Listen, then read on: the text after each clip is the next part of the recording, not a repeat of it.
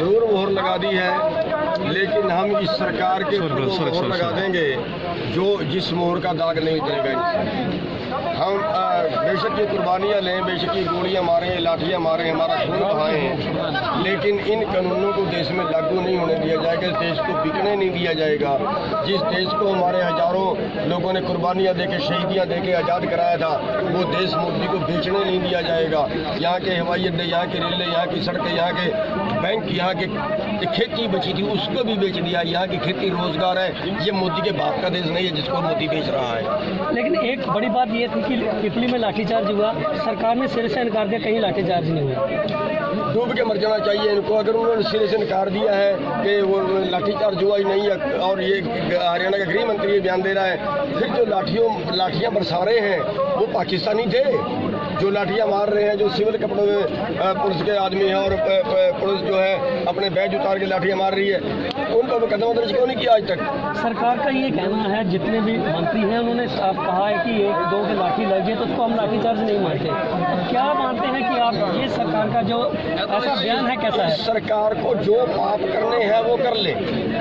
सैकड़ों लोगों को लाठी लगी है, 4 जगह पे लाठीचार्ज हुआ है, सिर में लाठियाँ मारी है, खोपड़े में लाठियाँ मारी है। इतने मोटे लठ उनके पास, पुलिस के पास प्लास्टिक के डंडे होते हैं, उससे हड्डी नहीं टूटती, वो लठ नहीं थे, इतने मोटे मोटे बांस के लठ थे।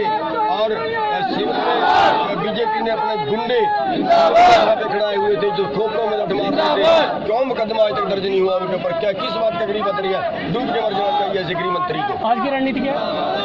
आज की रणनीति 3 घंटे का रोड जाम रहेगा, पूरे हरियाणा में रोड जाम है, सारे हाईवे और स्टेट हाईवे जाम है।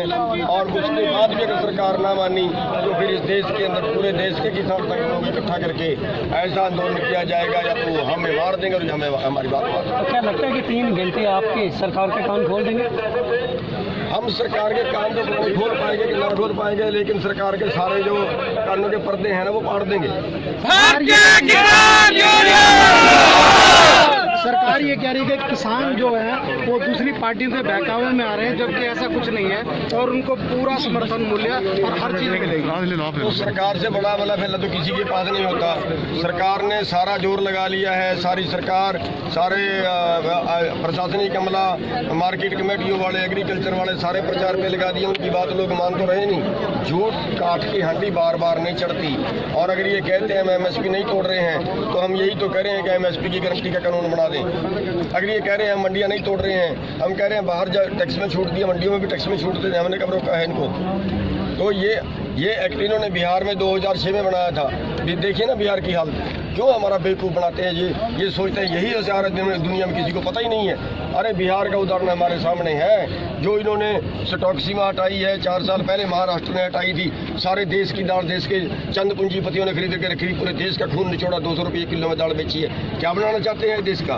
अंबानी और अडानी के बाप का देश है क्या ये? उनके पास बेचे हैं क्या सारे देश को? इसको नहीं बिकने दिया जाएगा, मार दें, हमें गोली मारनी है। गुरनाम जी बिल में क्या अमेंडमेंट चाहते हैं, क्या क्या होनी चाहिए? कोई अमेंडमेंट नहीं, पूरी तरह वापिस और पूरी तरह से 100% जो है वो MSP की गारंटी का कानून, और पूरा देश के कर्जों, किसानों का कर्जा माफ। कल शिक्षा मंत्री जी ने प्रेस कॉन्फ्रेंस करके कहा कि किसान के हित में है, कांग्रेस पार्टी एवं अन्य पार्टी किसानों को बरगला रही है, किसान को नुकसान होगा। जुबानी तौर पे कहने से क्या होता है? हम कहते हैं किसी मंच पे आए, ये मीडिया के मंच पे आए, ये जनता के मंच पे आए, किसी मंच पे आए, हमारे से बहस करें, बहस करने के लिए तैयार हैं, क्यों भागते हैं उस बहस से? ये और MSP की गारंटी का कानून क्यों नहीं बना देते? तो आज 3 घंटे के बंद के बाद अगला कदम क्या होगा? अगला कदम होगा देश के सभी किसान संगठनों को एक जगह पे इकट्ठा करके और पूरे देश के अंदर ऐसे ही प्रोग्राम की जाए। गुरनाम जी, बीजेपी के नेताओं का कहना है कि आपको कांग्रेस का साथ है। भाई साहब, मैं बता हटा हूँ कि मेरे ऊपर वो कांग्रेस का इल्जाम लगा रहे हैं, पंजाब वालों पे क्या लगाएंगे, उत्तर प्रदेश वालों पे क्या लगाएंगे, राजस्थान वालों पे क्या लगाएंगे? हमारे 17 संगठन काम कर रहे हैं हरियाणा के अंदर, 17 के 17 कांग्रेसी हो गए। ये खिसियाई बिल्ली खंबा नोचे वाली बात है, इनके पास और कुछ नहीं बचा है। ये बात कह कि इस आंदोलन को कांग्रेस वर्सेस बीजेपी बनाना चाहते हैं, लेकिन इसको कांग्रेस वर्सेस बीजेपी नहीं बनने दिया जाएगा। ये आंदोलन जनता वर्सेस कारपोरेट है। झूठी सरकार, झूठी सरकार। चलो राज्यसभा में आज जो बहुमत पास होने वाला है, इसमें किसानों की आगे क्या पोजीशन रहने वाली है? देखिए, हमारी बदकिस्मती है कि हम जब चुनाव लड़ते हैं ना, हमारा चुनाव जाति और धर्म पे होता है। हमारा चुनाव किसान मुद्दे पे नहीं हुआ और उसका खामियाजा भुगतना पड़ रहा है हमें आज। जो हमारे लोग वहाँ पे चुन के भेजे हैं ना, वो पार्टी की चापलूसी में, पार्टी के तलबे चाटने में विरोध नहीं करते। आज आप उदाहरण लीजिए दुष्यंत का उदाहरण लीजिए। किसान के नाम पे बना, देवीलाल के पोते के नाम पे बना, लोगों के आगे गिड़गिड़ाया और लोगों ने वोट दिए बीजेपी के एंटी और बीजेपी की झोली में डाल दिए। अब ये क्यों पीछे नहीं हट रहा? अब ये हमारे जड़े पे नमक और शीट करा है। ये कह रहा है कि अध्यादेश किसानों के पक्ष में है। ये कांग्रेस के बहकावे में आ रहे हैं। हमारे जड़े पे नमक और शीट करा है। जब पंजाब की हरसिमरत को इस्तीफा दे सकती है तो ये इस्तीफा नहीं दे सकते क्या? ये क्यों छिप के बैठे हैं? ये सत्ता के भूखे लोग, इनका कोई दीन धर्म नहीं होता। ये पूरे देश को बेच सकते हैं, पूरे समाज को आग लगवा सकते हैं, कुछ भी कर सकते हैं। ये सत्ता के भूखे भेड़िए हमारे देश का बेड़ा गर्क कर रहे हैं। भाजपा सरकार आज जो इतना विश्वास के साथ कह रही है, जो 3 अध्यादेश कानून जो पास हुए हैं आप लोगों के हक के लिए, वो आप लोगों के पूरे हक में जा रहे हैं, लेकिन जो किसान लोग हैं आज पूरे भारतवर्ष में जो है जगह जगह सड़कों पर उतर आए हैं, धरना प्रदर्शन कर रहे हैं। तो आप लोग इतना श्योरिटी के साथ कैसे कह सकते हैं कि ये जो 3 कानून आप लोगों के हित में पास हो रहे हैं, सरकार का जो कहना है वो आप लोगों के हक के लिए नहीं है? काठ की हंडी बार बार नहीं चढ़ती। मोदी जैसा झूठा आदमी आज तक देश में प्रधानमंत्री नहीं बना। ये तो चपरासी भी नहीं बनना चाहिए, इतना झूठा और बेईमान आदमी तो, जो कहता कुछ और करता कुछ है। ये देश मोदी के बाप का है क्या? जी देश को बेचने जा रहा है। वह क्यों बेचने जा रहा है? क्या गुनाह कर दिया इस देश ने? कौन सा स्वर्ग मिलेगा उसको ये देश बेच के?